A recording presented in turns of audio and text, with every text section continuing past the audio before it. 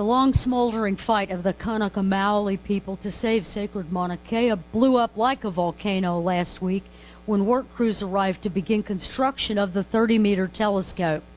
Kanaka Maoli elders, some using wheelchairs, strollers, or canes, demanded to be taken to the front line to be arrested. They opposed further damage and desecration of the mountain, which has had 13 smaller telescopes constructed on it since 1960, each subsequent one called the last telescope. The blockade forced work stoppage of dozens of astronomers and researchers, and since the arrests of 35 people last Wednesday, thousands of Hawaiians have blocked all access to the mountain. Hawaii Governor David Ike signed an emergency proclamation threatening Mauna protectors with police and National Guard, and over 2,000 Kanaka Maoli turned out in response to the arrest and threats to pack the base of the mountain 3 times the previous protector presence, a presence only slightly smaller since the weekend. Governor Ike attacked the protectors again Friday in a press conference alleging illegal activity. But all the local media went out there and reported the opposite to be the case. KHON2 TV News reported there are absolutely no signs of drugs or alcohol. No one's even allowed to smoke here. The media actually reported great numbers of volunteers, seasoned organizers, feeding thousands daily their meals and snacks from free kitchens, running medical tents, recycling, cleaning porta potties, and hauling trash. Volunteers told KHON2 News that anyone who comes into the Pu'uhonua is welcome. Pu'uhonua means place of refuge of Ho'onaunau. It's the ancestral home of the Kamehameha dynasty. The Ho'onaunau regards itself as sovereign under international law, a successor government to the independent Kingdom of Hawaii, not subject to U.S. law.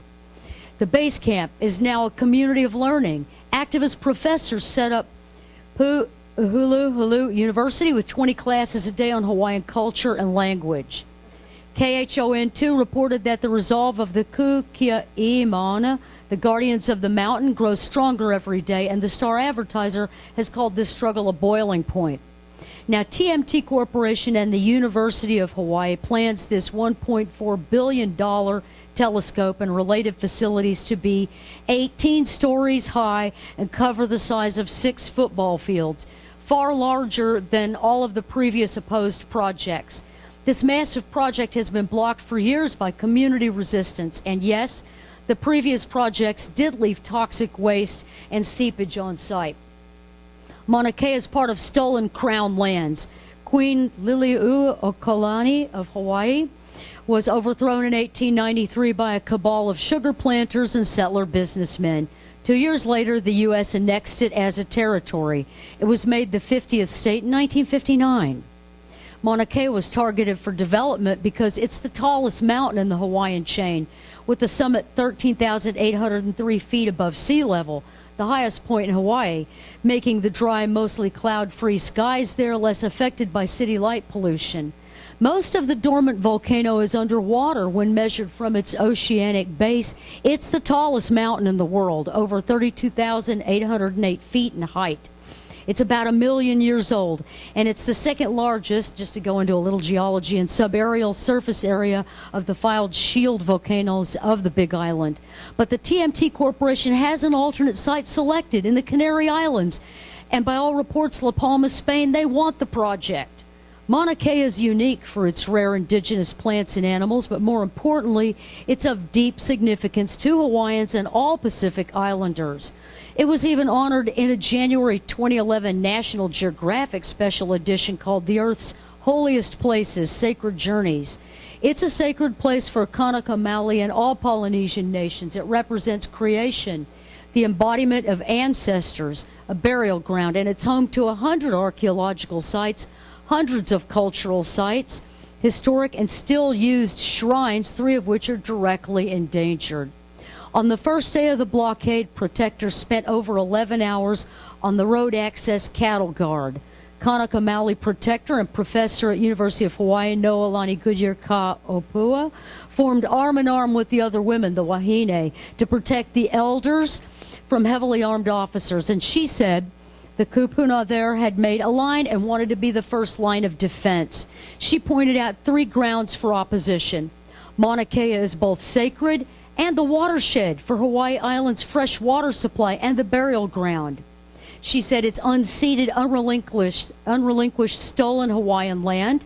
And further, as an important watershed, it's zoned for conservation to protect and preserve natural resources necessary for the survival of the people. In other words, the 30-meter telescope plan meets the definition of a genocidal occupation. Now, you may see some online discussions of Native Hawaiians about the base of the problem being the construct of the U.S. judicial system in dealing with indigenous issues, that it's rooted in the ideals of colonizers whose views on spirituality are restricted to organized class society-based religion. Indigenous people have deep connections with the lands and relations with all of life, which doesn't translate into class society's intolerance of those whom it has colonized and regards as lesser than, subhuman, or uncivilized. Bourgeois capitalist culture places no intrinsic value on Mother Earth, our biosphere, life on Earth, clean water, clean air, indigenous animals, plants, the habitats. It only values life itself for profits. Its values are therefore diametrically opposed to those carried by indigenous peoples worldwide. Resistance is spreading. Thousands marched in Waikiki on Saturday. And on Friday, indigenous rights groups and elders, Berkeley, and other visiting Islander students demonstrated in Sproul Plaza, the center of the Berkeley campus, to demand that UCB divest. Now, the principal investor in TMT is Gordon Moore. He's a Silicon Valley venture capitalist, along with Caltech. Kanaka Maoli Berkeley student Bria Tennyson answered the false claim of natives versus science. Our very identity as a people is based on studying the stars. That's how we got to Hawaii in the first place. Now, on Sunday, an organization of Asian Pacific Islander gay and trans people demonstrated here in Union Square. Interestingly, hundreds of impacted astronomers have signed a letter against forcing the project on the Hawaiian people and raised concerns about sovereignty and intrusions on indigenous lands. The letter cites past environmental racism and, quote, white colonizers' obsessions with conquest, unquote. An astrophysicist at University of New Hampshire, Chanda Prescott Weinstein, who signed the letter, stated, quote, what's facilitated scientific access to Mauna Kea is American colonialism on Kanaka Maoli land in what we call the state of Hawaii. It is the American state apparatus that continues to play a role in enforcing astronomer access to the Mauna. For example, with the police forces this week arresting the kupuna, the elders, who took great physical risk to protect their family. TMT's been falsely portrayed over and over as science versus Native Hawaiians, but it's a for-profit project. The state and the university have made millions from these projects. To allege Kanaka Maoli are against astronomy is just plain racist. Pacific Islanders have practiced astronomy for ages. They navigated the Pacific Ocean by the stars. This week, State Lieutenant Governor Josh Green met with Kanaka Maoli for 4 hours, attempting a compromise, but he came away speaking about the Hawaiian people's own visions of their future. And some state representatives and city council members asked Governor Ike to rescind the emergency proclamation, stating it violates the spirit of the law. Protests have spread to the tourism industry. Organizers called for a one-day tourism boycott on Monday. And this is a company, I guess, Laina Luau, canceled its nightly beach luau for tourists, and most of its workers were expected to join the boycott, so it just gave them the day off.